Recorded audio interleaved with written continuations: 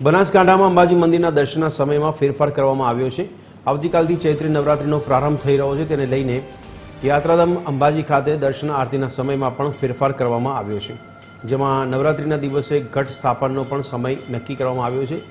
સવારની આરતી 7:30ના બદલે 7 કલાકે કરવામાં આવશે, જ્યારે સાંજની આરતી 6:30ના બદલે 7 કલાકે કરાશે। ચૈત્ર સુદ આઠમ અને ચૈત્રી પૂનમના દિવસે પણ આરતીના સમયમાં ફેરફાર કરવામાં આવ્યો છે।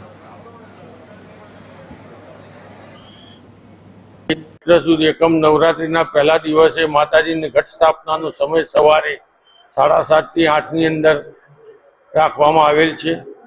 તે દિવસે માતાજીની આરતી સવારે 7 વાગ્યાથી આરંભ થશે અને 7:30 પૂરી થશે। ત્યારબાદ માતાજીનો રાજભોગનો સમય જે સમય છે એ પ્રમાણે રાખવામાં આવેલ છે, પરંતુ સાયંકાલની આરતીનો સમય સૂર્યના આથમને ઉગવાના પ્રણાલિકા પ્રમાણે સમયમાં ફેરફાર કરવામાં આવેલ છે।